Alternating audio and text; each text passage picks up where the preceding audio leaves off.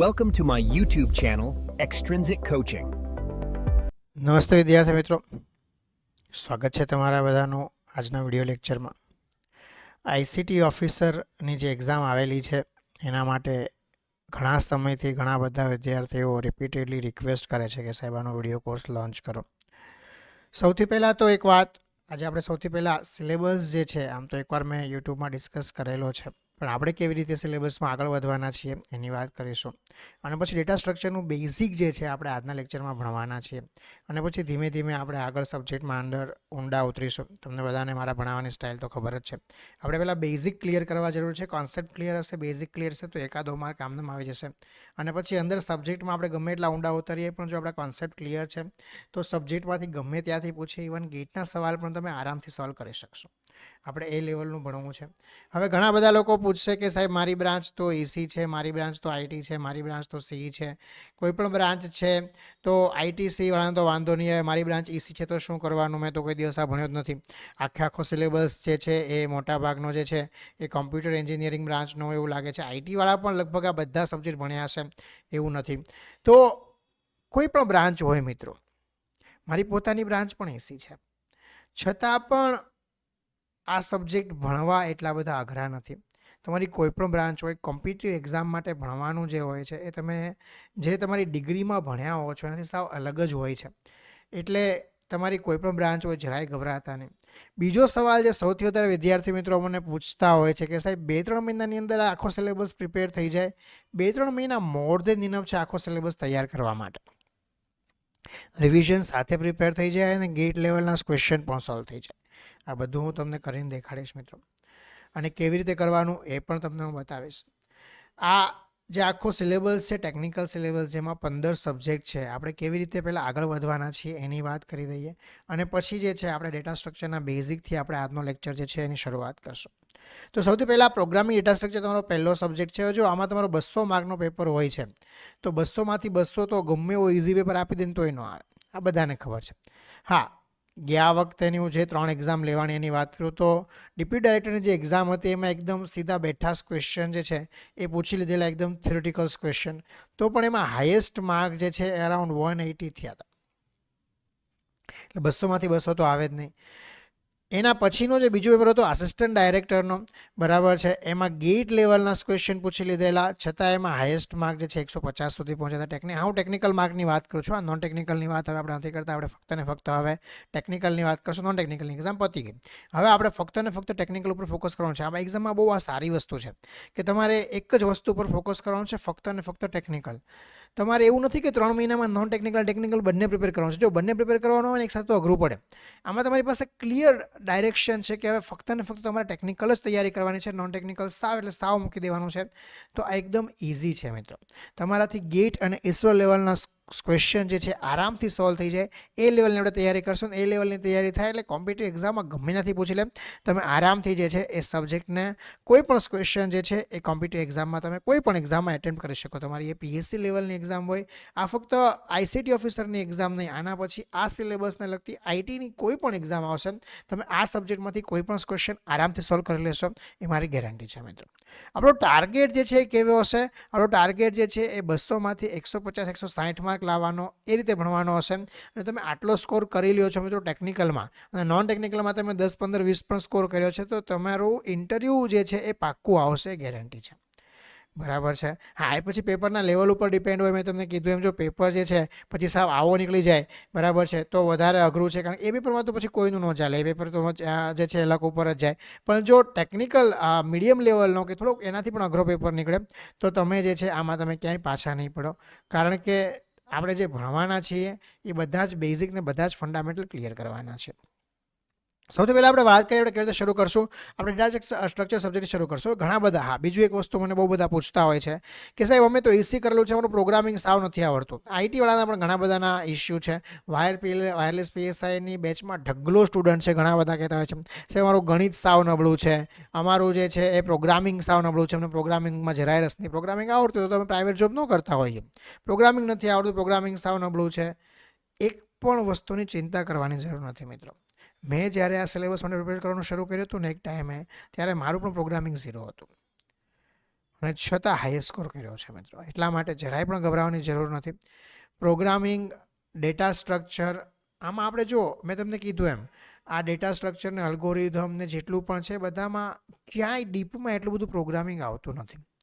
આપણે ફક્ત ને ફક્ત એ કેવી રીતે થાય છે આપણે ભણવાનું શરૂ કરશું તમને આઈડિયા આવી જશે, બરાબર છે ને. કેવી રીતે ઓર્ગેનાઇઝ કરવામાં આવે છે, એનો એપ્રોચ શું હોય છે, એ વસ્તુ આપણે જે છે આમાં ટેકનિકલી ભણવાની છે. તો એની ચિંતા ન કરતો ડેટા સ્ટ્રક્ચર સબ્જેક્ટ જે છે એનાથી આપણે શરૂ કરશું મિત્રો, બરાબર છે. એમાં array, stack, queue, link list tree, binary search tree, binary heap અને ગ્રાફ, આટલા જે અગત્યના ટોપિક છે ડેટા સ્ટ્રક્ચરના. દરેક એક ચેપ્ટર જે છે આપણે સમજી લો કે અહીંયા જેટલું લખ્યું છે દરેક એક ચેપ્ટર છે 1 2 3 4 5 6 7 8 ને 9, આ 9 ચેપ્ટર જે છે ઇન્ક્લુડિંગ રિકર્ઝન. હા, આ 10 ચેપ્ટર જે છે વિથ ઇન્ટ્રોડક્શન આપણે 10 ચેપ્ટર અલગથી આપણે વિથ એક્ઝામ્પલ હું તમને કરાવીશ અને એ લેવલે કરાશ કે તમારાથી ગેટના ક્વેશ્ચન પણ સોલ્વ થઈ જાય, બરાબર છે. અને ગેટના ક્વેશ્ચન હું તમને સોલ્વ કરીને પણ દેખાડીશ, જેનાથી તમને આઈડિયા આવે કે આવા ક્વેશ્ચન બીજા પૂછાય તમે આરામથી સોલ્વ કરી શકો. આપણે જે છે યાદ રાખજો 1 માર્કના ક્વેશ્ચન સોલ્વ કરવાના છે. તમારી પાસે 3 કલાકનો સમય હશે, 180 મિનિટ હશે 200 માર્કનો ક્વેશ્ચન પેપર સોલ્વ કરવા માટે, બરાબર છે. એટલે 200 માર્ક માટે 180 મિનિટ છે એટલે તમે 200 ક્વેશ્ચન તો આમ પણ ફૂલી એટેમ્પ્ટ નથી કરી શકવાના. આપણે ટાર્ગેટ એવો જ રાખવાનો છે કે આપણે 150 માર્ક કેવી રીતે લાવવા, અને પહેલેથી આપણે એવી જ રીતે ભણવાનું છે કે આપણે 150 માર્ક કેવી રીતે આવે અને પછી જે છે આપણે એનું રિવિઝન કેવી રીતે કરી શકીએ.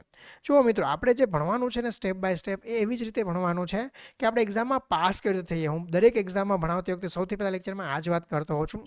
આપણે કોઈ પણ જાતનું રિસર્ચ નથી કરવાનું, કોઈ પણ જાતનું એવું કંઈ નથી કરવાનું કે આપણે એક્સપર્ટ બની જઈએ અને આપણે જે છે એમાંથી જે છે રિસર્ચ R&Dમાં લાગી જઈએ. આપણે R&D કરવા નથી બેઠા, એ બધું તમારે કરવાનું હોય તમે બીમાં ભણતા ત્યારે. હવે ત્યારે કર્યું છે તો બહુ સારી વસ્તુ છે, નથી કર્યું તો એ બધું ભૂલી જવાનું. હવે અત્યારે આપણે જે છે ફક્ત ને ફક્ત એક્ઝામમાં પાસ કેવી રીતે થવાનું છે એની વાત કરશું, બરાબર છે. પછી સેકન્ડ સબ્જેક્ટ જે આપણે કરશું ડિસ્ક્રીટ મેથેમેટિક્સ છે. હવે આ જો પ્યોરલી મેથેમેટિકલ સબ્જેક્ટ છે, આમાં લોજિકલ સબ્જેક્ટ છે. તમારું લોજિક સારું હશે તો તમે આ સબ્જેક્ટ કરી શકશો. લોજિક સારું નહીં હોય તો આમાં થોડુંક અઘરું છે. જો સેટ, રિલેશન, ફંક્શન આ તમે બધું તમે ભણી ગયા છો, સેટ્સ ને એવું તમે થોડું ઘણું બેઝિક, તો પાર્શિયલ ઓર્ડર ને લેટાઇસ ને આવું તમને છે ને નેટવર્ક થિયરીમાં પણ ઇસીવાળા હોય ને બેઝિક થોડું ઘણું લેટાઇસ ને બધું ભણ્યા છે, ગ્રુપ ને ગ્રાફ ને બધું. પણ અહીંયા થોડુંક ડીપમાં ભણવાનું છે. કનેક્ટિવિટી, મેચિંગ, કલરિંગ આ બધું ઘણું બધું ડીપમાં છે. હા, કોમ્બિનેટ્રિક્સ, કાઉન્ટિંગ, રિકરન્સ રિલેશન્સ છે, જનરેટિંગ ફંક્શન્સ છે. તો અહીંયા આગળ જે છે આપણે બેઝિક અગેન તમારાથી એક લેવલના ક્વેશ્ચન સોલ્વ થઈ જાય એટલું આપણે જે છે ડિસ્ક્રીટ મેથેમેટિક્સમાં ભણશું. અલ્ગોરિધમ નેક્સ્ટ સબ્જેક્ટ છે. આમાં એનાલિસિસ, આમાં આ notation, space end time complexity. હવે જો અલ્ગોરિધમ અને ડેટા સ્ટ્રક્ચર આ બંને સબ્જેક્ટ એવા છે ને, હમણાં તમને ભણાવું એટલે વાત કરીશ કે આ બંનેને આમ તો અલગ પાડવા બહુ અઘરા છે, કારણ કે બંનેમાં ઘણું બધું મિક્સ છે. એટલે આ જેટલા પણ ડેટા સ્ટ્રક્ચર ભણશું એ બધાની સ્પેસ ને ટાઈમ કોમ્પ્લેક્સિટી આપણે ડેટા સ્ટ્રક્ચરની સાથે જ ભણશું.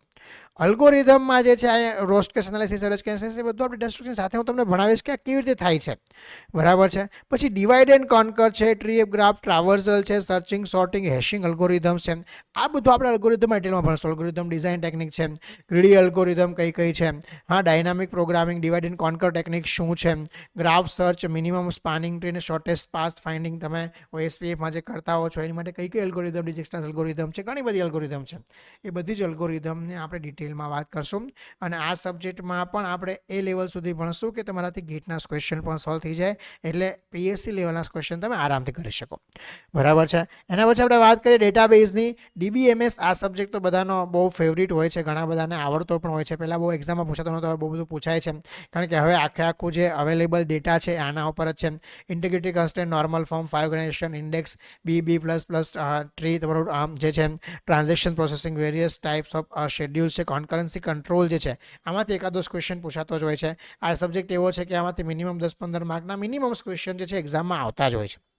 દરેક સબ્જેક્ટમાં 10-15 માર્કનો આવે, પણ આ સબ્જેક્ટમાંથી અત્યારે આવે છે કારણ કે આ સબ્જેક્ટ અત્યારે બહુ અગત્યનું છે. કારણ કે અત્યારે જેટલું પણ તમે ઇવન અત્યારે યુટ્યુબમાં પણ જે વિડીયો તમે જોઈ રહ્યા છો કે આખરે એક ડેટાબેઝમાં સ્ટોર થયેલો છે. એના પછી હાર્ડવેર ઓપરેટિંગ સિસ્ટમ, આ સબ્જેક્ટ પણ બહુ જ બેઝિક ને બહુ જ અગત્યનો છે. તમે બધા કોમ્પ્યુટરનો યુઝ કરો છો. ઓપરેટિંગ સિસ્ટમમાં ખરેખર સિસ્ટમ કેવી રીતે કામ કરે છે, કોમ્પ્યુટરમાં તમે જ્યારે રિફ્રેશ પ્રેસ કરો ત્યારે શું થાય છે, અંદર પ્રોસેસ કેવી રીતે ક્યાં જાય છે, એમાં શેડ્યુલિંગ કેવી રીતે થાય છે, ડેડલોક કેવી રીતે થઈ જાય, તમારું જે છે એ કોમ્પ્યુટર હેંગ કેવી રીતે થઈ જાય, એનું મેમરી મેનેજમેન્ટ કેવી રીતે થાય છે, વર્ચ્યુઅલ મેમરી ફાઇલ સિસ્ટમ કેવી રીતે કામ કરે છે, એમાં પણ સિંક્રોનાઇઝેશન કેવી રીતે થાય છે, કોન્કરન્સી કેવી રીતે કામ કરે છે, થ્રેડ કેવી રીતે કામ કરે છે, એમાં જે છે ઇન્ટર પ્રોસેસ કમ્યુનિકેશન કમ્યુનિકેશન કેવી રીતે થાય છે, આ બધું જે છે એ ઓપરેટિંગ સિસ્ટમ્સ જે છે એમાં આપણે વાત કરશું મિત્રો. એના પછી કમ્પ્યુટર નેટવર્ક જે છે આ સબ્જેક્ટ ઓલરેડી મેં ભણાવેલો છે, તો આના જે છે મેં ઓલરેડી જે છે રેકોર્ડિંગ ઓલરેડી અપડેટ કરી દીધા છે. આમાં આખું કમ્પ્યુટર નેટવર્ક, તમારું લેયરિંગ, લેન ટેકનોલોજી, તમારા જે છે OSI લેયરથી લઈને flow error control, switching, IPv4, IPv6, એના હેડર્સ જે છે એ પણ બહુ અગત્યના છે. એમાંથી સવાલ પૂછતા હોય છે. રાઉટિંગ અલ્ગોરિધમ છે, આ distance vector link state algorithm છે, TCP, UDP, સોકેટ, આ કન્જેશન કંટ્રોલ, આ બધું તમે ડેમો લેક્ચર પણ યુટ્યુબમાં એક મૂકેલો છે, અને એક એપ્લિકેશન પર પણ ડેમો લેક્ચર તમને મળી જશે, તમે જોઈ શકો છો આરામથી વિથ પ્રેક્ટિકલ નોલેજ. જો આ બધી વસ્તુ મિત્રો એવી છે કે મેં આ બધી વસ્તુ પર પ્રેક્ટિકલી કામ કરેલું છે, એટલે પ્રેક્ટિકલ નોલેજ સાથે હું તમને એપ્લિકેશન લેયર પ્રોટોકોલ જે છે આ કેવી રીતે બધા કામ કરે છે દરેક પ્રોટોકોલ ડિટેલમાં, વાઈફાઈનું બેઝિક શું છે, પછી એના પછી આ એક સબ્જેક્ટ પૂરો થઈ ગયો નેટવર્કિંગ. એના પછી નેટવર્ક સિક્યુરિટી બીજો સબ્જેક્ટ જે છે એમાં ઓથેન્ટિકેશન, એનું પબ્લિક કી, પ્રાઇવેટ ક્રિપ્ટોગ્રાફી કેવી રીતે કામ કરે છે, આ ડિજિટલ સિગ્નેચર સર્ટિફિકેટ શું છે, ફાયરવોલ શું છે, થોડી ઘણી આની વાત આપણે સાયબર સિક્યુરિટીમાં પણ કરશું. તો આ બંને સબ્જેક્ટ જે છે એના રેકોર્ડિંગ જે છે મેં ઓલરેડી અપડેટ કરી દીધા છે મિત્રો. તમારે આ સબ્જેક્ટ અત્યારથી શરૂ કરવો હોય, તમે અત્યારથી પહેલાં આ સબ્જેક્ટ સ્ટાર્ટ કરવો હોય તો કરી શકો છો. આ સબ્જેક્ટ આમ પણ તમને બધાને ઇઝી લાગશે. તમારી બ્રાન્ચ એસી છે કે આઈટી છે, આ બંનેમાં ભણવામાં આવે એટલે આ સબ્જેક્ટ છે બધાને ઇઝી લાગશે. એટલે આ સબ્જેક્ટ તમારે ટેકનિકલની તૈયારી શરૂ કરવી હોય તો કરી શકો છો. બરાબર છે. હવે આ જે પહેલા 6 સબ્જેક્ટ હતા ને મિત્રો, આ સબ્જેક્ટમાંથી 100 માર્કનું જનરલી પૂછતા હોય છે. 90 થી 100 માર્કનું આ સબ્જેક્ટમાંથી પૂછશે એવી ગણતરી રાખજો, કારણ કે આ બધા core technical, pure technical subject જે છે જેમાંથી જનરલી બધી જ કોમ્પિટિટિવ એક્ઝામમાં પૂછાતું હોય છે. હવેના જે બાકીના સાહેબ કોર ટેકનિકલ નથી, કોર ટેકનિકલ જ છે એવું નથી, પણ આ બધા સબ્જેક્ટ જે છે ને એ ન્યુમેરિકલ ટાઈપના ઓછા છે. હવેના જે સબ્જેક્ટ છે એ કોન્સેપ્ચ્યુઅલ બેઝ થિયોરિટિકલ ટાઈપના વધારે છે, કે જેમાં હવે લેટેસ્ટ ટેકનોલોજી છે બધી આ સબ્જેક્ટ ઉપર આધાર રાખે છે. એટલે રિમેનિંગ 100 ક્વેશ્ચન જે છે એ આ સબ્જેક્ટમાંથી આવશે. પહેલા 100 સબ્જેક્ટ જે છે પહેલા જે 6 સબ્જેક્ટ છે જે 100 માર્કનું છે ઇન શોર્ટ, બરાબર છે. તો એમાંથી જે છે એ 100 માર્કનું પૂછાશે અને બાકીના સબ્જેક્ટમાંથી 100 માર્કનું પૂછાશે. તો બંનેની તૈયારી આપણે એવી રીતે કરવાની છે કે 100 + 100 200 માર્કની તૈયારી આપણી થાય અને જેમાંથી આપણે 150 આરામથી સ્કોર કરી શકીએ. આપણો ટાર્ગેટ આ છે મિત્રો. એનાલિટિક્સની આપણે વાત કરીએ, બરાબર છે. આમાં ડિસ્ક્રિપ્ટિવ પ્રિડિક્ટિવ એનાલિસિસ કેવી રીતે થાય, બરાબર છે. તમે કેવી રીતે પ્રિડિક્શન્સ કરી શકો કે ફ્યુચરમાં ડેટા, આ બધું છે ને ઉપરથી ડેટા ઉપરથી તમારી પાસે ડેટા અવેલેબલ હોવો જોઈએ. ડેટા વેરહાઉસ છે. ડેટા તમારા ડેટા ક્યુબ હોય ને ઘણું બધું ડિટેલમાં આમાં ભણવાનું છે. આપણે OLAP અને OLTP આ બંનેની વાત કરશું, બરાબર. તમારા બેન્કિંગમાં ડેટા કેવી રીતે સ્ટોર થાય છે, કે OLTP ટ્રાન્ઝેક્શન પ્રોસેસિંગ શું છે, આગળ ડેટાબેઝ સાથે સંકળાયેલો સબ્જેક્ટ છે. ડેટાબેઝ આપણે ભણીએ પછી આ સબ્જેક્ટ ભણી શકીએ. ડેટા ક્યુબ શું છે, ડેટા વેરહાઉસિંગ શું છે, સ્ટાર, સ્નોફ્લેક અને ફિક્સ્ડ કોન્સ્ટલેશન સ્કીમા શું છે, બરાબર છે. આ બધું હું તમને જે ભણાવીશ ને આની 12 ક્વેશ્ચન આવવાની શક્યતા બહુ જ ઓછી હશે મિત્રો. હું તમને એક વસ્તુ કહી દઉં કે આ જેટલું પણ 100 માર્કનું તમને ભણાવીશ, બાકીનું નીચેનું જે છે 100માંથી 80 થી 90 માર્કના ક્વેશ્ચન જે છે એ એની અંદરથી જ આવશે. એના રિલેટેડ જ મોટા ભાગના જે છે પૂછાતા હોય છે. ડેટા માઇનિંગ જે ઓવરવ્યૂ છે એની આપણે વાત કરશું, બરાબર છે. Data analytics, data advance SQL જે છે, બરાબર છે. એની પણ આ બધું બેઝિક ભણો. જો આ એડવાન્સ SQL આખો અલગ સબ્જેક્ટ છે મિત્રો, બરાબર છે. એનાલિટિક્સની તો આપણે વાત કરીએ છીએ સબ્જેક્ટમાં, એનાલિટિક્સ સબ્જેક્ટમાં ટોપિક આપ્યો એનાલિટિક્સ. તો જો અહીંયા આગળ આપણે આખા સબ્જેક્ટ નથી ભણવાના. અહીંયા આગળ આપણે ફક્ત ને ફક્ત એ લેવલ સુધી ભણશું કે આપણે 100માંથી 80 અને 90 માર્ક અહીંયા કેવી રીતે કવર કરી શકીએ. ઉપર જે છે 100માંથી 60-70 માર્ક કેવી રીતે કવર કરી શકીએ. એટલે આપણો ટાર્ગેટ 150નો પૂરો થઈ જાય, બરાબર છે. અને આપણે ગમે એવો અઘરો પેપર આવે તો પણ આપણે જે છે એ ઇન્ટરવ્યૂ કોલ આવવો જોઈએ, એ અગત્યનું છે, બરાબર છે. એના પછી આપણે વાત કરીએ NoSQL database, difference between the SQL અને NoSQL જે છે. હવે જો ઉપર અહીંયા SQL આપેલું છે તો અહીંયાથી જ આપણે શરૂ કરશું. Continue NoSQL database, SQL NoSQL difference શું છે, એમાં કેટલા રિપ્રેઝન્ટેશન છે ડિફરન્ટ ડેટા ટાઈપના, કેપ થિયરમ શું છે, આમાંથી જે છે એ મતલબ પાર્ટીશન ને એ આપણે વાત કરશું. આખું ભણશું ત્યારે અત્યારે હું તમને ભણાવવા મળીશ તો પછી એમાં આપણે ઘૂસી જશું અંદર, બરાબર છે. એટલે એ બધું જે છે એક્ઝામમાં પૂછાતું હોય છે. એની પ્રોપર્ટીઝ છે NoSQL ડેટાબેઝની એ પણ પૂછાતી હોય છે, એની પણ આપણે વાત કરશું. પછી ડેટા સેન્ટર જે છે આપણે ડિટેલમાં ભણશું. ડેટા સેન્ટર જે છે કેવી રીતે કામ કરતા હોય છે તમને બધાને ખબર છે. Practical hand on experience data સેન્ટરમાં કામ કરવાનો. તો data storage, data availability, data management, cloud infrastructure, virtualization, hypervisor કેવી રીતે કામ કરતા હોય છે, પાઇપલાઇનિંગ કેવી રીતે થતું હોય છે, પબ્લિક ક્લાઉડ, પ્રાઇવેટ ક્લાઉડ અને હાઇબ્રિડ ક્લાઉડ શું છે. આમાંથી સવાલો છે 100% એક્ઝામમાં પૂછાતા હોય છે, બરાબર છે. સ્કેલેબિલિટી, રિલાયબિલિટી જે છે બિઝનેસ ડેટાની એ કેવી રીતે કરી શકાય, SLS શું છે, આ બધી વાત આપણે આમાં કરશું. પછી જે આ 10મો સબ્જેક્ટ છે mobile application, mobile platform, phone, PDM, આ cellular technology, 2G, 3G, 4G 2G actually 2G ની જગ્યાએ @G લખાઈ ગયું છે. GSM CDMA નેટવર્ક અને આ જે છે આખો મોબાઈલ કમ્યુનિકેશનનો પોર્શન છે ને એપ ડેવલપમેન્ટ ની એડિશન ને એન્ડ્રોઈડનો પોર્શન છે. તો આ મોબાઈલ એપ્લિકેશન એન્ડ્રોઈડ જે છે આના ઓલરેડી લેક્ચર જે છે મેં લીધેલા છે, બરાબર છે, એ ઓલરેડી મેં અપલોડ કરી દીધા છે મિત્રો, એના જે રેકોર્ડિંગ છે. તો એમાં તમે તમારી તૈયારી શરૂ કરવી હોય તો આ સબ્જેક્ટમાં તમે ક્લિયર કરી શકો છો. આ સબ્જેક્ટ જે છે આમાંથી પણ 5-1 ક્વેશ્ચન પૂછાતા હોય તો તમે આરામથી 5 ક્વેશ્ચન આન્સર કરી શકો છો. એના પછી સોફ્ટવેર એન્જિનિયરિંગ, આ સૌથી વધારે અગત્યનો સબ્જેક્ટ છે કારણ કે થિયરી આમાંથી પૂછાતી હોય છે, બહુ જ એકદમ થિયોરિટિકલ સબ્જેક્ટ છે અને ઇન્ટરવ્યૂમાં પણ આમાંથી ક્વેશ્ચન પૂછતા હોય છે, બરાબર છે. બીજી વાત તમને મિત્રો કરી દઉં કે હું તમને આમાં જો તમે રિટન એક્ઝામમાં પાસ થશો અને તમે મારો વિડીયો કોર્સ લીધેલો છે તો હું તમને જે છે એ ઇન્ટરવ્યૂ ગાઈડન્સ પણ આપીશ. ઇન્ટરવ્યૂમાં કેવા ક્વેશ્ચન પૂછતા હોય છે, બરાબર છે, બધાને ખબર છે. ડિટેલમાં મારે આમાં કંઈ કહેવાની તમને જરૂર નથી, તમે બધા મને ઓળખો જ છો. તો software engineering principal, agile principal, બરાબર છે, software testing, project management, SLA, SCADA, software quality management આ શું છે, આ બધી જ ડિટેલમાં જે છે આપણે વાત કરશું, જેનાથી એક પણ ક્વેશ્ચન જે છે આપણે એક્ઝામમાં પૂછાય તો આપણો ક્વેશ્ચન અટકે નહીં. એના પછી સાયબર સિક્યોરિટી, ઈ ગવર્નન્સ અને પ્રોજેક્ટ, એના ઉપર આખા જે ટોપિક છે. સાયબર સિક્યોરિટીમાં જો threat, vulnerability, attack, data security, data privacy, data protection, ethical hacking, DoS attack. આમાં એથિકલ હેકિંગ આપણે રિસર્ચ નહીં કરવાનું, આપણે એક્ઝામ ઓરિએન્ટેડ કરવાનું છે. તો એક્ઝામમાં કેવું પૂછાય, વાઈફાઈ, હોટસ્પોટ, બોટનેટ શું છે, IT security, risk management, IT policies છે, બરાબર, આઈટી 2000 છે, આમાંથી ખાસ ક્વેશ્ચન 100% પૂછાતો હોય છે. સાયબર સિક્યુરિટી પોલિસી 2013 છે, એમાંથી ક્વેશ્ચન પૂછાતો હોય છે. 13નો ક્વેશ્ચન પૂછાતો હોય. સાયબરના લો જે છે એ લોસ આપણે ભણશું, બધા કયા લો છે, બરાબર છે. CISO જે છે એની રિસ્પોન્સિબિલિટી અને રોલ શું હોય છે, ચીફ ઇન્ફોર્મેશન સિક્યુરિટી ઓફિસર, એની પણ આપણે ડિટેલમાં વાત કરશું મિત્રો.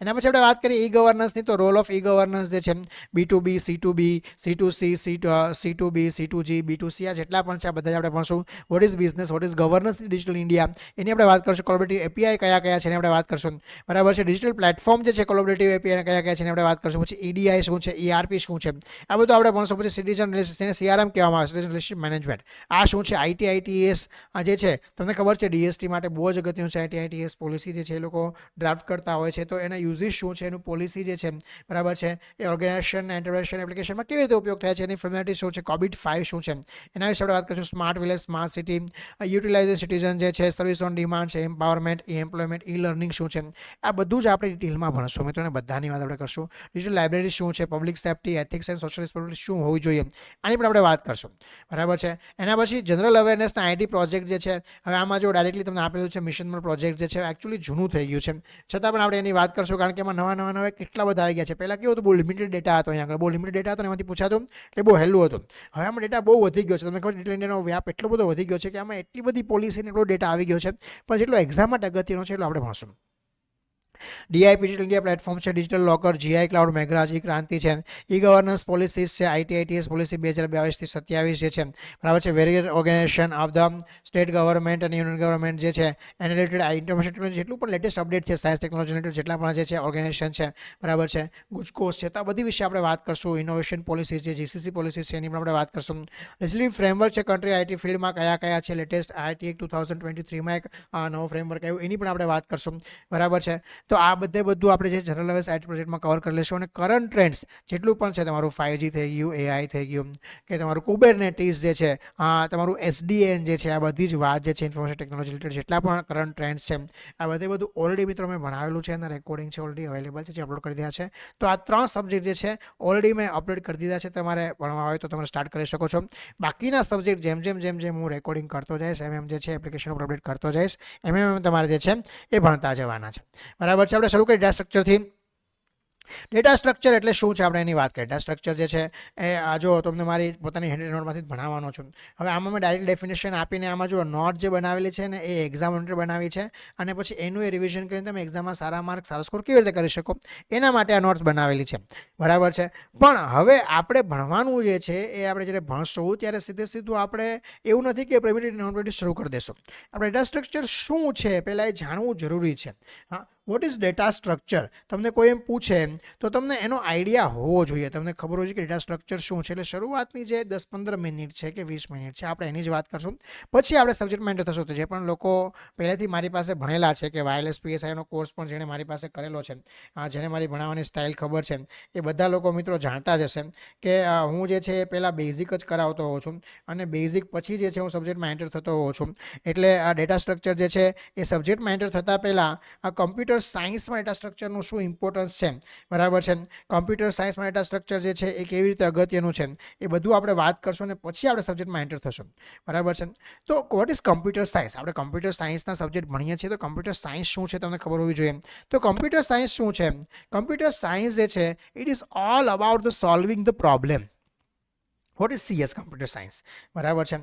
તો કમ્પ્યુટર સાયન્સ જે છે એ all about the solving the problems by designing the algorithm, બરાબર છે. અલ્ગોરિધમ ડિઝાઇન કરીને પ્રોબ્લેમ સોલ્વિંગ કરવું આ કમ્પ્યુટર સાયન્સ છે. તો એમાં અગત્યનું શું છે એને પછી તમે એફિશિયન્ટ પ્રોગ્રામમાં કન્વર્ટ કરો, બરાબર છે. અને કી ચેલેન્જ એમાં શું હોય છે? ચલો પ્રોગ્રામિંગ કરી નાખ્યું, અલ્ગોરિધમ ડિઝાઇન કરી નાખ્યું, બધું ડિઝાઇન કરી નાખ્યું, પણ એમાં કી ચેલેન્જ જે બે વસ્તુની છે એ સૌથી વધારે અગત્યનું છે, ટાઈમ અને મેમરી. સૌથી વધારે જ્યારે ડિઝાઇન કરવામાં આવે અલ્ગોરિધમ કે પ્રોગ્રામિંગ કરવામાં આવે ત્યારે ઓપ્ટિમાઇઝેશન ઓફ ધ ટાઈમ આ સૌથી વધારે મિત્રો અગત્યનું હોય છે, બરાબર છે.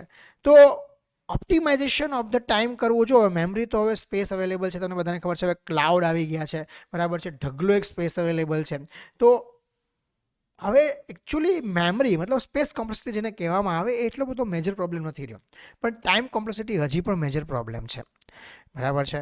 અને ટાઈમ ઓછામાં ઓછો રાખવો, બરાબર છે, આ કેવી રીતે કરવું આ કમ્પ્યુટર સાયન્સ જો તમે આટલું એચીવ કરતા તમને આવડી જાય. આ બે વસ્તુ થાય ડેટા સ્ટ્રક્ચર ને અલ્ગોરિધમથી.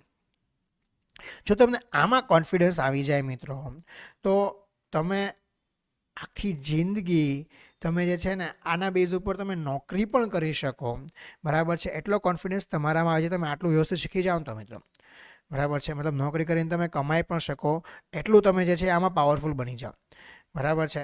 તો શું કામ ડેટા સ્ટ્રક્ચર શા માટે જરૂરી છે મિત્રો આપણે વાત કરીએ, બરાબર. તો જો તમને બધાને ખબર છે ડેટા સ્ટ્રક્ચર જે છે એરે થઈ ગયું, ક્યુ છે, સ્ટેક છે, ડાયરેક્ટલી આપણે એના ઉપર નથી જવું, પણ પહેલાં એ સમજો કે ડેટા સ્ટ્રક્ચર કેટલો મહત્વનો વિષય છે, બરાબર. તમે 4 વર્ષમાં તમે એન્જિનિયરિંગના ઓલમોસ્ટ 40 જેટલા સબ્જેક્ટ ભણો, પણ ડેટા સ્ટ્રક્ચર અને અલ્ગોરિધમ જે છે એવા વિષય છે કે એના ઉપર તમને જો ક્લિયરિટી હોય તો મેં તમને કીધું એમ તમને આખી જિંદગી રોજગારી અપાવી શકે એટલા સારા સબ્જેક્ટ છે.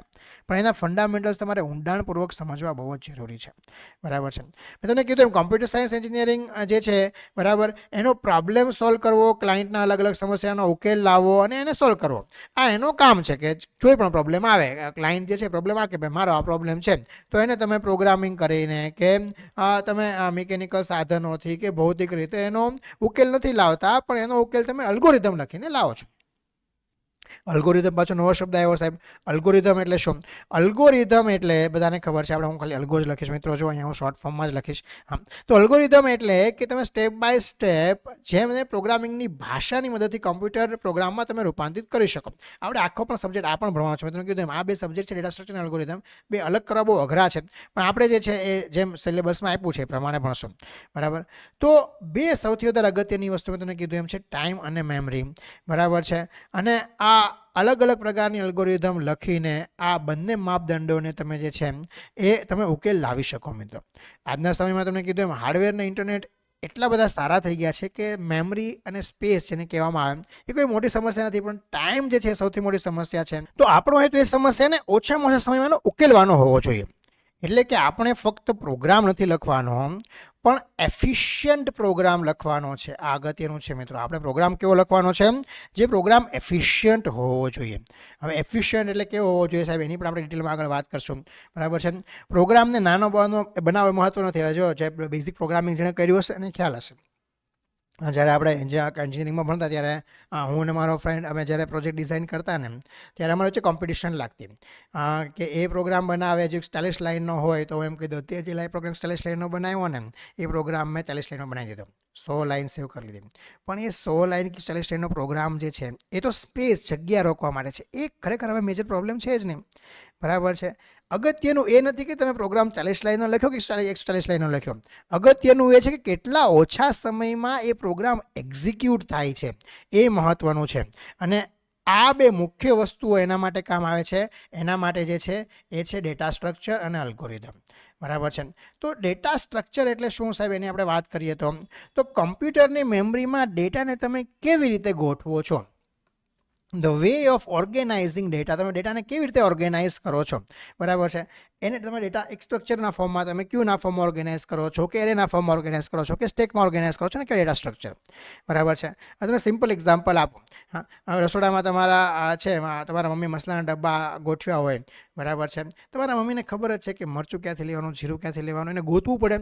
એને ગોતવું ન પડે, એ હાથ નાખીને તો મરચાંનો ડબ્બો જ આવે, કારણ કે એને ઓર્ગેનાઇઝ કર્યું છે એવી રીતે. એટલા માટે તમે મેડિકલ સ્ટોરમાં જાઓ અને કોઈ પણ દવા માગો તો એ ફટાફટ એ જે રેક હોય એમાંથી તમને દવા કાઢીને આપી દે. ત્યારે ગોતવાનો બેસે કે આ દવા ક્યાં પડી હશે, કારણ કે એણે એવી રીતે ગોઠવેલું છે. એટલા માટે તો that is the way of organising. અને એ જે ગોઠવેલો ડેટા છે એનો ઉપયોગ કેવી રીતે કરવો, દેટ ઇઝ અલ્ગોરિધમ. બરાબર. અલ્ગોરિધમ શું છે કે આ તમે ડેટા જે ઓર્ગેનાઇઝ કર્યો છે ને હાઉ ટુ યુઝ ઇટ, તમે એનો ઉપયોગ કેવી રીતે કરો છો, બરાબર છે. તો ડેટા સ્ટ્રક્ચરને સિમ્પલ તમારે વ્યાખ્યા આપવી હોય તો તમે એવી રીતે એની વ્યાખ્યા આપી શકો છો. અહીંયા લખેલું પણ છે, data structure is the way of organising data in the computer memory. So memory can be use both in terms of time and space. Data structure એટલે કમ્પ્યુટર મેમરીમાં ડેટાને ગોઠવવાની એવી ચોક્કસ રીત કે જેથી મેમરીનો ઉપયોગ સમય અને સ્પેસ બંનેને તમે એફિશિયન્ટલી કરી શકો, બરાબર છે. આમાં તમે એરેનો ઉપયોગ કરો, લિંક લિસ્ટનો ઉપયોગ કરો, ક્યુ, સ્ટેક, ટ્રી, ઘણા બધાનો સમાવેશ થાય છે મિત્રો. આ બધું કાંઈ એવું નથી કે બધું જમીનમાંથી નીકળ્યું. હા, આ બધું એવું તો છે નહીં કે જેટલા પણ ડેટા સ્ટ્રક્ચર છે બધા જમીનમાંથી ઉદ્ભવ્યા અને અરે ચલો ભાઈ યુઝ કરવા મળો આ બધા ડેટા સ્ટ્રક્ચરને, ચલો ક્યુ નીકળ્યું છે ક્યુનો ઉપયોગ કરો, સ્ટેક નીકળ્યું સ્ટેકનો ઉપયોગ કરો. એવું નથી. આ બધું જેમ જેમ જરૂરિયાત પડતી ગઈ એમ એનું ઇન્વેન્શન થતું રહ્યું. એવું નથી કે તમે આમાંથી જ કોઈ ડેટા સ્ટ્રક્ચરનો ઉપયોગ કરો. તમને જરૂરિયાત પડે, તમે પ્રોગ્રામિંગ કરતા હો, તમને એવું લાગે ના મને આમ આવી રીતે ડેટા ગોઠવવો છે તો તમે એવી રીતે પણ ઇન્વેન્ટ કરી શકો, બરાબર છે. તો ડેટા સ્ટ્રક્ચર સમજવા માટે જે છે એ મુખ્ય 4 મહત્વની બાબતો છે. આપણે એની પહેલાં વાત કરી લઈએ. સૌથી પહેલું મેં તમને કીધું એમ, એક તો ઓર્ગેનાઇઝેશન ઓફ ડેટા એ સૌથી વધારે અગત્યનું છે. તમે ગુજરાતીમાં કહેવો તો ડેટાનું સંગઠન પણ કહી શકો, બરાબર છે. ઓર્ગેનાઇઝેશન ઓફ ધ ડેટા આ સૌથી વધારે અગત્યનું છે તમે ડેટા સ્ટ્રક્ચર ભણવા માટે, કારણ કે ડેટા કેવી રીતે સ્ટોર થશે એ તમને પહેલેથી આઈડિયા હોવો જોઈએ. બીજું એક્સેસિંગ મેથડ, તમે ડેટાને એક્સેસ કેવી રીતે કરશો, how you will access the data. હા, એક્સેસિંગ મેથડ જે છે ડેટાની એ પણ અગત્યની છે. ડેટા સુધી તમે કેવી રીતે પહોંચશો, હા, બેઝ દ્વારા પહોંચશો કે પોઇન્ટર દ્વારા પહોંચશો, તમે ડેટા સુધી જાશો કેમ, બરાબર છે, એ પણ અગત્યનું છે. પછી ત્રીજું જે છે ને કે ડિગ્રી ઓફ એસોસિએશન, એટલે ડેટા સ્ટ્રક્ચર તમે કેટલું જટિલ બનાવેલું છે, બરાબર, એને શું કહેવાય, ડેટાનું ડિગ્રી ઓફ એસોસિએશન. આ પણ અગત્યનું છે. તમે આખું ડેટા સ્ટ્રક્ચર જે બનાવ્યું છે, જો તમને ડાયરેક્ટલી આવો કોઈ સવાલ એક્ઝામમાં પૂછશે નહીં, પણ તમને આ બધું બેઝિક નોલેજ હશે ને તો તમને સબ્જેક્ટ ભણવાની મજા આવશે મિત્રો. ડેટા સ્ટ્રક્ચર કેટલું જટિલ છે, લિનિયર કે ટ્રી જેવું હાયરાર્કિકલ છે, કેવી રીતે છે, બરાબર છે. એસોસિએશન ઓફ ડિગ્રી ઓફ એસોસિએશનને કહેવામાં આવે. અને પછી ચોથી વસ્તુ જે છે દેટ ઇઝ પ્રોસેસિંગ મેથડ. તમારે ડેટાનો ઉમેરવાનો, ઇન્સર્ટ, ડિલીટ ને સર્ચ, આ જે વસ્તુ છે આ ડેટા સ્ટ્રક્ચરમાં ખૂબ જ અગત્યની છે. આપણે આખા સબ્જેક્ટમાં આ જ ભણવાનું છે કે જે પ્રોસેસિંગ મેથડ છે તમારા ડેટા સ્ટ્રક્ચરની, બરાબર છે, એ તમે કેવી રીતે યુઝ કરો છો, તમારે એ કેવી રીતે કેટલા એફિશિયન્ટલી તમે કરી શકો છો. હવે તમારી જેવી રિક્વાયરમેન્ટ હોય ડેટા સ્ટ્રક્ચરનો તમે ઉપયોગ કરો, બરાબર છે. ફોર એક્ઝામ્પલ મારે કન્ટિન્યુઅસ ઇન્સ્ટન્ટ ડિલીટ કરવું છે તો પછી જે છે હું લિંક લિસ્ટનો ઉપયોગ કરીશ, કારણ કે એક નોડ કાઢી દઉં ને એક નોડ ઉમેરી દઉં, બરાબર છે. તો આ બધી જ વસ્તુને ધ્યાનમાં રાખીને જે છે એ ડેટા સ્ટ્રક્ચર જે છે એનો ઉપયોગ કરવામાં આવે છે, બરાબર. તો જુઓ, તમે આપણે સિમ્પલ વાત કરી લીધી મિત્રો કે ટાઈમ કોમ્પ્લેક્સિટી અને સ્પેસ કોમ્પ્લેક્સિટી શું છે, ડિટેલમાં આપણે આગળ જે ભણવાનું છે ત્યારે આપણે ડિટેલમાં વાત કરશું, બરાબર છે. સિમ્પલ હું તમને વાત કરું તો ટાઈમ કોમ્પ્લેક્સિટી એટલે પ્રોગ્રામ રન થવામાં કેટલો સમય લાગે, એને ટાઈમ કોમ્પ્લેક્સિટી કહેવાય. તમને એમ થાય કે સાહેબ ટાઈમ કોમ્પ્લેક્સિટી એટલે શું, આપણે આગળ ભણશું, બરાબર છે. પ્રોગ્રામ રન થવામાં કેટલો સમય લાગે, અને બીજું એ પ્રોગ્રામ રન થવામાં મેમરીમાં કેટલી જગ્યા રોકશે, એને સ્પેસ કોમ્પ્લેક્સિટી કહેવાય, બરાબર છે. તો આ બંને વસ્તુ આપણે આગળ ભણવાનું છે. હવે સિમ્પલ તમને જો એક્ઝામ્પલ આપીને સમજાવો તો તમને ફટાફટ સમજાય જાય. ફોર એક્ઝામ્પલ તમારે તમારા ફોન બુકમાંથી રાહુલનો નંબર શોધવો છે, તો પહેલેથી લઈને છેલ્લે સુધી તમે આખું તમે ફોન બુકની એડ્રેસ જે તમે આખું ગોતશો એવું નહીં કરો ને. તમે સીધા આરવાળા વિભાગમાં જશો, કાં તો આર લખશો એટલે આર ઉપરના બધા નંબર આવી જશે. આનાથી શું તમારો ટાઈમ બચી ગયો. કમ્પ્યુટરમાં પણ ડેટા એવી રીતે તમે ગોઠવો કે જેથી ઓછામાં ઓછો સમય લાગે. તો આજે જે છે એ મેં તમને કીધું એમ હાર્ડવેર જે છે એટલા બધા સસ્તા થઈ ગયા છે અને સ્પેસ પણ બહુ મોટો પ્રશ્ન નથી. તો પ્રશ્ન શું છે, પ્રશ્ન ટાઈમનો છે. એટલે આજના સોફ્ટવેર ડેવલપમેન્ટમાં હંમેશા ટાઈમ કોમ્પ્લેક્સિટીને સ્પેસ કોમ્પ્લેક્સિટી કરતાં વધારે મહત્ત્વ આપવામાં આવે છે મિત્રો, યાદ રાખજો, બરાબર છે. તો કોમ્પ્યુટરના પ્રોગ્રામની આપણે એફિશિયન્સીની મુખ્ય વાત કરીએ તો એ કયા પરિબળો ઉપર આધાર રાખે, બરાબર. પ્રોગ્રામની લંબાઈ ઉપર આધાર રાખે, કોમ્પ્યુટરની સ્પીડ ઉપર આધાર રાખે, ટાઈમ અને સ્પેસ કોમ્પ્લેક્સિટી ઉપર આધાર રાખે, કે પ્રોગ્રામિંગ ભાષા ઉપર આધાર રાખે. આવો સવાલ પૂછે તો શું જવાબ આપશો, ટાઈમ અને સ્પેસ કોમ્પ્લેક્સિટી ઉપર આધાર રાખે. આ જવાબ સીધો જ બને, બરાબર છે. તો ડેટા સ્ટ્રક્ચર જે છે એ શું છે, ટાઈમ કોમ્પ્લેક્સિટી સ્પેસ કોલોન શું છે મિત્રો, આપણે આની વાત કરી. બરાબર, મેં તમને એક્ઝામ્પલ આપ્યું કે રસોડામાં જે છે તમારી મમ્મી રસોડા મસાલા ડબ્બા એવી રીતે ગોઠવે કે રસોઈ કરતી વખતે મીઠું મરચું ખો તો એને પ્રોબ્લેમ પડે નહીં. બરાબર, મેડિકલ સ્ટોર 10,000 દવામાંથી તમે માંગેલી દવા 5 સેકન્ડમાં ગોતીને આપે છે, કારણ કે દવાઓના આલ્ફાબેટ જે છે એ એણે વ્યવસ્થિત એવી રીતે ગોઠવેલા હોય છે. તમે વિચાર કરો આજનું એઆઈ કેટલું એડવાન્સ છે. તમે ચેટ જીપીટીમાં કાંઈ પણ લખો છો, બરાબર છે, એ ટાઈમ અગત્યનો છે. જો કઈ એઆઈ વધારે પાવરફુલ છે શેનાથી ડિસાઇડ થાય, તમને કેટલો સ્પીડી એ જવાબ આપે છે ને કેટલો એક્યુરેટ જવાબ આપે છે મિત્રો. બરાબર છે, હજારો લાખો ટીબીનો ડેટા પડ્યો છે એના અંદર, અને એમાં તમે જે લખો એ ડેટાને સર્ચ કરીને ફટાફટ આપી દે છે તમને, અને વિથ એનું કોમ્પિટિશન લગાડીને એનું રિઝનિંગ લગાડીને તમને આપે છે. બરાબર, તો એ અત્યારે ટાઈમ જે છે એ સૌથી વધારે અગત્યનો છે. તો મેમરીનો શ્રેષ્ઠ ઉપયોગ કરવા માટે ડેટા સ્ટ્રક્ચર જે છે એનું લોજિકલ ઓર્ગેનાઇઝેશન કેવી રીતે કરવામાં આવે એ અગત્યનું છે મિત્રો. બરાબર, અને અલ્ગોરિધમ એટલે શું, મેં તમને કીધું એમ કોઈ પણ સમસ્યાનો ઉકેલ લાવવા માટે તમે સ્ટેપ બાય સ્ટેપ તમે મતલબ લોજિકલ રીતે નિયમોના સમૂહને તમે અલ્ગોરિધમ કહેવાય કે તમે સ્ટેપ બાય સ્ટેપ કેવી રીતે જશો, લોજિકલી કેવી રીતે જશો. અલ્ગોરિધમ એ કોઈ તમને એવું ન લાગતું કે તમે સમજતા કે કોમ્પ્યુટરની ભાષા છે સી કે જાવા અલ્ગોરિધમ છે. અલ્ગોરિધમ નથી. બરાબર છે, કે આનો કોઈ કોડ નથી, પરંતુ એનો પાયાનો બેઝિક લોજિક વિચાર છે કે મારે હું પ્રોગ્રામિંગ કરીશ એ પહેલાં હું કેવી રીતે કરીશ એનું મારે શું કરવું છે. બરાબર છે, ને કોઈ પણ ભાષામાં તમે પ્રોગ્રામ રીતે તમે લખો હોય તો લખી શકો. બરાબર છે, તમે તમને સિમ્પલ વાત કરો, તમારે ચા બનાવી છે તો ચા બનાવવાની રેસીપી જે છે એ અલ્ગોરિધમ છે કે ભાઈ તમે તપેલી લ્યો, પાણી ઉકાળો, ચા પત્તીને ખાંડ નાખો, દૂધ નાખો. છો કે મને આવડતું નથી બનાવતા, પણ આવું બધું તમે કરો. બરાબર છે, તો દૂધ નાખીને ઉકાળો, આમ તો જોયું હોય એટલે ખબર હોય કે આવું બધું કરવાનું હોય એમ, બાકી આપણે રસોડા 36નો આંકડો. તો ક્રમબદ્ધ પ્રક્રિયા આવી રીતે તમે કરો એને અલ્ગોરિધમ કહેવાય. આમાં ક્યાંય પ્રોગ્રામિંગ કર્યું, મેં પ્રોગ્રામિંગ નથી કર્યું. તમે પહેલાં દૂધ અને ચાપત્તી નાખીને પછી તો પેલી ઉપર મતલબ ગેસ ઉપર મૂકો, તમારે જેમ કરો એમ કરો. તો સિક્વન્સ જે છે એ મહત્વનું છે. બરાબર છે, આમાં તમને એક્ઝામમાં શું પૂછાય સાહેબ આવું, તો finite set of well defined instruction to solve the problem જે છે, બરાબર, એને તમે અલ્ગોરિધમ કહી શકો. એલ્ગોરિધમની ડેફિનેશન તમને ડાયરેક્ટલી નહીં પૂછાય, પણ તમારે સિમ્પલ તમારે આવી રીતે યાદ રાખવું હોય તો યાદ રાખી શકો. અલ્ગોરિધમ હંમેશા મર્યાદિત સ્ટેપમાં પૂરો થવો હોવો જોઈએ, ઇન્ફાઇનાઇટ ન હોવો જોઈએ. બરાબર, આવું એક્ઝામમાં પૂછાઈ શકે. અલ્ગોરિધમ જે છે એ કોઈ દિવસ ઇન્ફાઇનાઇટ ના હોય. જો કે આખો સબ્જેક્ટ આપણે ભણવાનો છે. બરાબર છે, અલ્ગોરિધમ હંમેશા ફાઇનાઇટ હોય, મતલબ થોડાક સ્ટેપમાં જે મારે જે ફોર એક્ઝામ્પલ સર્ચ કરવું છે, કોઈ પણ અલ્ગોરિધમનો ઉપયોગ કરું છું, બરાબર, રજિસ્ટર અલ્ગોરિધમનો ઉપયોગ કરીને શોર્ટેસ્ટ પાથ ફાઇન્ડ કરું છું, તો એ શોર્ટેસ્ટ પાથ મતલબ અમુક લિમિટેડ ટાઈમમાં એક કમ્પ્લીટ થઈ જવું જોઈએ. તો કોઈ ચોક્કસ સમસ્યાના ઉકેલ માટે જે તમે સ્ટેપ બાય સ્ટેપ ઇન્સ્ટ્રક્શન લખો, બરાબર છે, તો એને શું કહેવાય, એને અલ્ગોરિધમ કહેવાય. તો મેં તમને કીધું એમ ડેટા સ્ટ્રક્ચરને સમજવા માટેના જે મુખ્ય 4 વસ્તુ જે છે, બરાબર, આગળ યાદ રાખજો. જો આપણે ભણીએ સાથે થોડુંક રિવિઝન પણ કરતા જઈએ એટલે આપણે જે છે એ વસ્તુ મગજમાં ફિટ થઈ જાય. બરાબર, સૌથી પહેલાં ઓર્ગેનાઇઝેશન ઓફ ધ ડેટા, એટલે ડેટા મેમરીમાં કેવી રીતે સ્ટોર થશે. તમે એક સાથે કન્ટિન્યુઅસ સ્ટોર કરશો એરેની જેમ કે પછી નોન કન્ટિન્યુઅસ સ્ટોર કરશો લિંક લિસ્ટની જેમ. બરાબર છે, તમે ડેટાને એક્સેસ કેવી રીતે કરશો, ડેટાને મેનેજ કેવી રીતે કરશો, એમાં ડેટા સુધી પહોંચવા માટે તમે બેઝ એડ્રેસનો ઉપયોગ કરશો કે સ્ટેકમાં કાઢવા માટે ટોપ પોઇન્ટરનો ઉપયોગ કરશો કે ટ્રીમાં જે ડેટા સુધી તમે રૂટ. હવે તમે બધું સાહેબ આ બધું હું બોલું છું કે સમજાતું નથી. સબ્જેક્ટ જેમ ભણશો બધું તમને મિત્રો સમજાશે, તમને બધું આવડવા મળશે. બરાબર છે, ડિગ્રી ઓફ એસોસિએશન, આ ડેટા તમે એકબીજા સાથે કેવી રીતે જોડાયેલો છે. શું તમે ડેટાની પાછળ ફક્ત એક જ ડેટા છે, જેમ કે લાઇનમાં ભરેલા લોકો લિનિયર ડેટા સ્ટ્રક્ચર છે, બરાબર, અને તો તમે આગળ પાછળ એક લાઇનમાંથી જાય પછી બીજો લાઇનમાં આવે, તમે ટોલ પ્લાઝા ઉપર ઊભા છો, બરાબર, આ શું છે, ક્યુ છે, જે પહેલો એન્ટર થશે પહેલો લીવ થશે. આ બધું સિમ્પલ છે, સાવ સિમ્પલ છે. મને તો છે ને સાહેબ સાચી વાત કરું તો કોમ્પ્યુટર સાયન્સ જે છે ને એ સાવ સિમ્પલ લાગે એકદમ. તમે જો રિયલ લાઈફ એક્ઝામ્પલને તમે રિલેટ કરીને સમજો ને તો એકદમ સિમ્પલ વસ્તુ છે, એકદમ સિમ્પલ લોજિક છે ને સિમ્પલ વસ્તુ છે ભણવા માટે, પણ તમને સમજવું પડે એ રિયલ લાઈફ એક્ઝામ્પલ સાથે કનેક્ટ કરીને.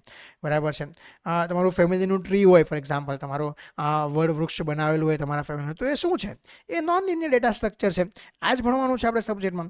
પ્રોસેસિંગ મેથડની આપણે વાત કરીએ તો ડેટા સ્ટ્રક્ચર ક્યાં ઓપરેશન થઈ શકે. બરાબર, તમે નવો ડેટા ઉમેરવો છે, ઇન્સર્શન કરવું છે, બરાબર છે, અમે તમને વાત કરીએ પ્રોસેસિંગ મેથડ કઈ કઈ હોઈ શકે. રિગ્રેશનની વાત કરીએ, બરાબર, તો પ્રોસેસિંગ મેથડ કઈ કઈ હોઈ શકે. તમારે ડેટા ઉમેરવો છે, ડિલીટ કરવો છે, સર્ચ કરવો છે, ડેટામાં ફેરફાર કરવો છે. તો આ જે છે આ 4 પિલર્સ છે. બરાબર, આમાં એક્સેસિંગ મેથડ જે છે, બરાબર, સ્ટેક કયા પોઇન્ટરનો ઉપયોગ કરે છે, આવા સવાલો વધારે આવતા હોય છે. આ બધી વાત જે છે આપણે જેમ આગળ ડિટેલમાં ટેકનિક ટેકનિકલમાં એન્ટર થશું એમ ભણશું અને એમ તમને વધારે વધારે આઈડિયા આવતો જશે મિત્રો. હવે સૌથી પહેલાં ડેટા સ્ટ્રક્ચર શરૂ કરશું. What is primitive and non primitive data structure. બરાબર છે. હવે પ્રિમિટિવ એટલે પ્રી-ડિફાઇન્ડ ડેટા સ્ટ્રક્ચર છે. નોન પ્રિમિટિવ એટલે જે છે પ્રિમિટિવ ઇનસફિશિયન્ટ હોય ત્યારે તમે યુઝર ડિફાઇન પણ કરી શકો, તમે ડિરાઇવ પણ કરી શકો, નોન પ્રિમિટિવ કહેવાય. આ બધી વાત આપણે ડિટેલમાં કરશું અને પછી આપણે જે છે એ એરે ઉપર જશું. તો આપણે primitive non primitive data structure શું છે એની આપણે વાત કરી લઈએ. પછી આપણે આજનો લેક્ચર જે છે એ એન્ડ કરીએ. એરે જે છે આપણે નેક્સ્ટ લેક્ચરમાં ભણશું. બરાબર છે. તો what is primitive data structure? Primitive data structure એટલે શું? એક એવું બેઝિક ડેટા સ્ટ્રક્ચર કે જે કોમ્પ્યુટર સિસ્ટમ અને કમ્પાઇલર દ્વારા પહેલેથી જ પ્રી ડિફાઇન હોય. Predefined by the system and are directly operated upon the machine instruction. મતલબ એક એવું બેઝિક ડેટા સ્ટ્રક્ચર છે કે જે પહેલેથી ડિફાઇન છે, કમ્પાઇલર દ્વારા પહેલેથી જ વ્યાખ્યાયિત છે. કમ્પ્યુટરને પહેલેથી જ ખબર છે કે આ ડેટા કેટલી મેમરી લેશે અને કયા ઓપરેશન થઈ શકશે. એક્ઝામ્પલ કયા કયા છે સાહેબ? Example character, integer, float, double, આ બધા પ્રિમિટિવ ડેટા સ્ટ્રક્ચર છે. તમારે ઘર બનાવવું છે તો તમે કાંઈ પહેલાં એમ નહીં કરો ને કે હાલો ભાઈ આપણે ઈંટો બનાવવાની ફેક્ટરી નાખીએ, આપણે હરિયા બનાવવાની ફેક્ટરી નાખીએ, પછી જેમ જેમ હરિયા બનતા હશે ઈંટ બનતી જશે અમે આપણે ઘર બનાવશું, સિમેન્ટ બનાવવાની ફેક્ટરી નાખીએ. આ બધું તમે બજારમાંથી ડાયરેક્ટ તૈયાર લઈ આવો. તમને ખબર જ છે કે આ સાઇઝની ઈંટ અવેલેબલ છે, લઈ આવો. તમારે આ કંપનીની સિમેન્ટ લાવી છે, લઈ આવો. આ બધું પહેલેથી નક્કી છે. તો અહીંયા આગળ તમારું જે સિમેન્ટ થઈ ગઈ, ઈંટ થઈ ગઈ, સરિયા થઈ ગયા, શું છે? પ્રિમિટિવ છે, પહેલેથી અવેલેબલ છે કે તમારે વાપરવાનું છે અને તમે વાપરો છો. આને કહેવાય પ્રિમિટિવ. બરાબર છે. તો આ જે છે એ પ્રિમિટિવ ડેટા સ્ટ્રક્ચર છે. એક્ઝામમાં ઘણીવાર 1 માર્કમાં મિત્રો પૂછી લેતા હોય છે કે which of the following is the primitive data structure. તમને એમ જે છે આ એકદમ સિમ્પલ છે, તમને એમ થાય કે સાહેબ આ તો આવડે જ ને, આમાં શું હોય? પણ આ બધું બેઝિક આવડવું જરૂરી છે ને ઘણીવાર બેઝિકમાંથી પૂછી લેતા હોય ને જવાબ નથી આપી શકતા. એટલા માટે તમે નોર્મલ ઓપરેશન કરો, એડિશન, સબટ્રેક્શન, પ્રીડિફાઇન ઓપરેશન તમે કરતા હોય ત્યારે એનો ઉપયોગ તમે કરતા હો છો. પછી આપણે વાત કરીએ what is known primitive data structure. બરાબર છે. એવા ડેટા સ્ટ્રક્ચર કે જે પ્રિમિટિવ ડેટા સ્ટ્રક્ચરનો ઉપયોગ કરીને, પ્રિમિટિવ એટલે ઇન્ટીજર, ફ્લોટ વગેરેનો ઉપયોગ કરીને બનાવવામાં આવે છે અને કમ્પ્યુટરનું સીધું જ્ઞાન હોતું નથી. આપણે એને વ્યાખ્યાયિત કરવું પડે છે. બરાબર છે. When primitive are insufficient, we use the derived and user defined data structure. એને કહેવાય નોન પ્રિમિટિવ ડેટા સ્ટ્રક્ચર. જે પ્રિમિટિવ નથી આપણે ડિરાઈવ કરીએ છીએ. બરાબર છે. built using the primitive data types provided by the system, but structure is more complex. Structure થોડુંક છે એ વધારે કોમ્પ્લેક્સ હોય છે, ડિરાઈવડ છે. બરાબર છે. સિસ્ટમ દ્વારા અપાય પણ પ્રિમિટિવનું થોડુંક જટિલ રૂપ છે આપણે કહી શકીએ. ફોર એક્ઝામ્પલ એરે છે. બરાબર છે. એરે ઓફ ઇન્ટીજર હોઈ શકે, એરે ઓફ કેરેક્ટર હોઈ શકે, એરે ઓફ ફ્લોટ કરી શકો છો. ડિટેલમાં ઘણું બધું જઈ શકાય પણ આપણે એમાં જવું નથી. બરાબર છે. તો ઓપરેશન અહીંયા છે પહેલેથી પ્રીડિફાઇન ઓપરેશન જે છે અહીંયા આગળ કરવામાં આવતા હોય છે મિત્રો. યુઝર ડિફાઇન્ડ સ્ટ્રક્ચર પણ હોય છે. બરાબર છે. યુઝર ડિફાઇન્ડ સ્ટ્રક્ચર એટલે created by the user using the primitive and derived type. જે આપણે જરૂરિયાત મુજબ બનાવીએ છીએ. Stack, queue, link list, tree, આ બધા યુઝર ડિફાઇન્ડ સ્ટ્રક્ચર છે. બરાબર છે. તો જુઓ તમે મિત્રો આવી રીતે જે છે આખો ગ્રાફમાં યાદ રાખશો તમને પ્રોબ્લેમ નહીં થાય. આખો ગ્રાફ જે છે એ બનાવીને યાદ રાખવાનો છે. હવે જો આપણે પ્રિમિટિવની વાત કરી તો નોન પ્રિમિટિવ શું થાય સાહેબ? તો બજારમાંથી તૈયાર ઈંટો લાવી દે ને પછી હું જે છે મારા શું કરું, મને જેવું ભાવે એવું હું જાતે ઘર બનાવું. બરાબર છે. એટલે નોન પ્રિમિટિવ થઈ ગયું. મેં મારી જરૂરિયાત મુજબનું મેં મારું ઘર ડિઝાઇન કર્યું તો આ નોન પ્રિમિટિવ ડેટા સ્ટ્રક્ચર થઈ ગયું. બરાબર છે. તો જીપીએસસીની પરીક્ષામાં તમને સીધો પ્રશ્ન આવે કે આપેલા વિકલ્પમાંથી કયો પ્રિમિટિવ અને કયો નોન પ્રિમિટિવ ટાઈપ છે, તો હવે તમને આવડવું જોઈએ. બરાબર છે. તો ડેટા સ્ટ્રક્ચર જે છે એના મુખ્ય 2 ટાઈપ યાદ રાખો. સૌથી પહેલાં આવી રીતે ગ્રાફમાં પ્રિમિટિવ છે અને બીજું શું છે? નોન પ્રિમિટિવ છે. તો પ્રિમિટિવમાં કયા કયા છે? ઇન્ટીજર, ફ્લોટ, કેરેક્ટર અને પોઇન્ટર છે. બરાબર છે. નોન પ્રિમિટિવમાં કયા છે? એરે જે છે એમાં લિસ્ટ પણ હોઈ શકે, એમાં ફાઇલ્સ પણ આવી શકે. બરાબર છે. લિસ્ટમાં પણ અગેન 2 ટાઈપ હોય છે, લિનિયર લિસ્ટ અને નોન લિનિયર લિસ્ટ. આપણે આગળ વાત કરશું આગળના આ સબ્જેક્ટમાં આની. અને પછી લિનિયર લિસ્ટ છે એમાં સ્ટેક, ક્યુ અને લિંક લિસ્ટ છે. આ ગ્રાફ અને ટ્રી છે. આમ તો તમને વાત કરું તો આખા ડેટા સ્ટ્રક્ચરનો સિલેબસ થઈ ગયો. આપણે આખા સબ્જેક્ટમાં આ જ ભણવાનું છે. બરાબર છે. તો સાહેબ લિનિયર નોન ડેટા સ્ટ્રક્ચર જે છે એના વચ્ચે શું ડિફરન્સ છે તો એની પણ આપણે વાત કરી લઈએ. લિનિયર ડેટા સ્ટ્રક્ચર જે છે બરાબર એમાં ડેટા મેમરીમાં એક પછી એક ક્રમબદ્ધ રીતે ગોઠવવામાં આવે, સિક્વન્સમાં ગોઠવવામાં આવે, એને આપણે લિનિયર ડેટા સ્ટ્રક્ચર કહીએ. બરાબર છે. આમાં દરેક ડેટા એલિમેન્ટ જે છે એની આગળના અને પાછળના માત્ર એક જ એલિમેન્ટ સાથે જોડાયેલા હોય. બરાબર છે. Data element arrange in the linear, every element are attach to its previous and next adjacent. મતલબ આગળનો અને પાછળનો બંને એલિમેન્ટો સાથે જોડાયેલા હોય છે. જેમ કે એક્ઝામ્પલ આપણે વાત કરીએ તો એરે થઈ ગયું, સ્ટેક થઈ ગયું, ક્યુ થઈ ગયું, લિંક લિસ્ટ થઈ ગયું. બરાબર છે. આ બધા લિનિયર લિનિયર ડેટા સ્ટ્રક્ચર છે એમાં આપણે ટ્રાવર્સલ કરવું જે છે એ ખૂબ જ સરળ છે, કારણ કે તમને સીધો રસ્તો તમને ખબર છે કે આને પછી આ જવાનું છે. તમારે ટ્રાવર્સલ કરવું હોય તો એ બહુ જ સહેલું છે, બરાબર છે. ઇમ્પ્લિમેન્ટેશન ઇઝી છે. આ સિંગલ લેવલ છે, ડેટા એલિમેન્ટ ટ્રાવર્સલ છે, એકદમ ઇઝી ટુ રન છે, મતલબ સિંગલ રનમાં તમે ટ્રાવર્સલ કરી શકો. અહીંયા નોન લિનિયરની આપણે વાત કરીએ તો આ કેવું નોન લિનિયર કેવું છે, બરાબર. જો આપણે લિનિયરનું પહેલાં ઉદાહરણ જોઈ લઈએ. ફોર એક્ઝામ્પલ, તમે સેનિયમ ઓલની ટિકિટ બારી ઉપર લાઈન લગાડેલી છે, ક્યુમાં છો તમે, બરાબર. તો લાઇનમાં ઊભેલી દરેક વ્યક્તિ એની આગળની એક વ્યક્તિ અને પાછળની એક વ્યક્તિ સાથે સીધી જોડાયેલી છે. મારી આગળ એક વ્યક્તિ છે, મારી પાછળ એક વ્યક્તિ છે, બરાબર છે. જ્યારે લાઇનમાં ઊભો છું ત્યારે તો આ લિનિયર ડેટા સ્ટ્રક્ચર થઈ ગયું, લાઇન થઈ ગઈ. નોન લિનિયરમાં કેવું છે, ડેટા ક્રમબદ્ધ નથી પરંતુ હાયરાર્કિકલ મેથડમાં છે, જટિલ નેટવર્ક સ્વરૂપે જોડાયેલો છે, બરાબર છે. એને નોન લિનિયર કહેવાય. Data elements are attach in the hierarchical manner, બરાબર છે. મલ્ટિપલ લેવલ હોઈ શકે, કોમ્પ્લેક્સ ઇમ્પ્લિમેન્ટેશન છે. Can traverse in the single path, single રનમાં તમે ટ્રાવર્સ ના કરી શકો, બરાબર છે. ફોર એક્ઝામ્પલ, ટ્રી ગ્રાફ જે છે આ નોન લિનિયર ડેટા સ્ટ્રક્ચર થઈ ગયા, બરાબર છે. આ ડેટા વાંચવાના ઘણા બધા પાથ હોઈ શકે. આપણે આગળ ડિટેલમાં ભણશો એટલે તમને આઈડિયા આવી જશે, બરાબર છે. આપણે જો વાત કરીએ તો તમારું ફેમિલી ટ્રી મેં તમને વાત કરી, દાદાના 2 દીકરા, હા, પપ્પાને કાકા, પપ્પાના 2 બાળકો. આમ કોઈ સીધી લાઈન નથી, આમાં શાખાઓ છે, બ્રાન્ચીસ છે, બરાબર છે. ગૂગલ મેપ એક શહેરમાંથી બીજા શહેરમાં જવા માટે ઘણા બધા રસ્તા છે.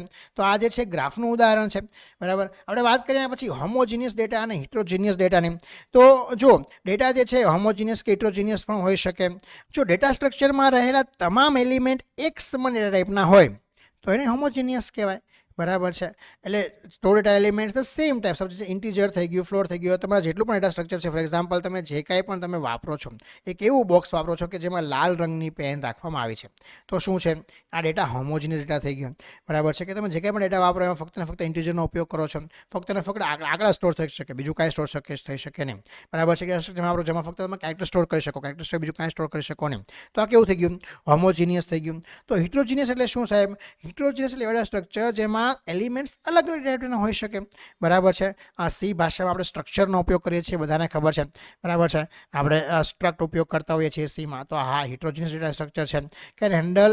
Can hold element of the different data types. Handle નહીં, હોલ્ડ.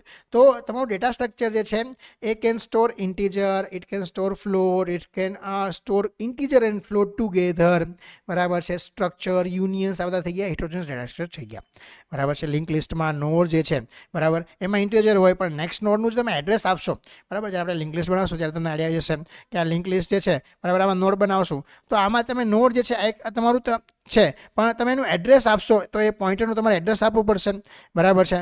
તો નેક્સ્ટ નોડનું એડ્રેસ પણ એમાં હોઈ શકે, મતલબ પોઈન્ટર પણ હોઈ શકે. તો અહીંયા આગળ જે છે એ કેવું ડેટા સ્ટ્રક્ચર કહેવાય, હિટ્રોજીનિયસ ડેટા સ્ટ્રક્ચર કહેવાય. એમાં જે છે તમે ઉદાહરણથી સમજવું હોય તો વિદ્યાર્થીનું આઈડી કાર્ડ છે, આઈડી કાર્ડમાં તમારું નામ છે, ટેક્સ્ટ છે, સ્ટ્રિંગ છે, બરાબર છે. તમારી ઉંમર છે તો એમાં નંબર ઇન્ટીજરનો ઉપયોગ થતો હશે, તમારું બ્લડ ગ્રુપ છે તો એમાં કેરેક્ટરનો ઉપયોગ થતો હશે. તો બધું એક સાથે સ્ટોર થયેલું છે. તો અલગ અલગ ડેટાનું શું છે, મિશ્રણ કરેલું છે. તો જો અહીંયા આગળ સી લેંગ્વેજમાં સ્ટ્રક્ટ કીવર્ડ જે છે એ હિટ્રોજીનિયસ ડેટા કલેક્ટ કરવા માટે વપરાય છે. આવું એક્ઝામમાં તમને પૂછવું હોય તો પૂછી શકે, બરાબર છે. તો એરે જે છે એ કયા ટાઈપનું ડેટા સ્ટ્રક્ચર છે, એક્ઝામ પૂછે તો શું જવાબ આવે? એરે જે છે એ હોમોજીનિયસ ડેટા સ્ટ્રક્ચર છે. આવા સવાલો તમને એક્ઝામમાં જે છે મિત્રો પૂછવા હોય તો પૂછી શકે છે, બરાબર છે. બાકી આપણે જો અહીંયા આપણે જેટલું ભણ્યા એમાંથી આપણે વાત કરીએ, સિમ્પલ તમને આવું પૂછે કે ડેટા સ્ટ્રક્ચરમાં ડેટા એલિમેન્ટ હાયરાર્કિકલ સ્વરૂપે ગોઠવાયેલા હોય તો એને શું કહેવાય? લિનિયર કહેવાય, પ્રિમિટિવ કહેવાય, નોન લિનિયર કહેવાય કે હોમોજીનિયસ કહેવાય? તો એને શું કહેવાય? નોન લિનિયર કહેવાય, બરાબર છે. આપણે નેક્સ્ટ લેક્ચરમાં જે છે ચેપ્ટર ફર્સ્ટ એરે જે છે એની શરૂઆત કરશું. આપણે સૌથી પહેલાં મેં તમને જેટલા ડેટા સ્ટ્રક્ચરની વાત કરી છે એ બધા data structure one by one જે છે એ ભણશો અને સબ્જેક્ટમાં ધીરે ધીરે આપણે ડીપ ડાઈવ કરતા જશું મિત્રો. હોપફુલી તમને આજના લેક્ચરમાં બધું સમજાઈ ગયું છે. તમને કોઈ પણ ડાઉટ ન રહ્યો હોય, છતાં પણ તમને કોઈ ડાઉટ રહી ગયો છે તો તમારે મને પૂછવું હોય તો તમે મને પૂછી શકો છો મિત્રો. ધન્યવાદ.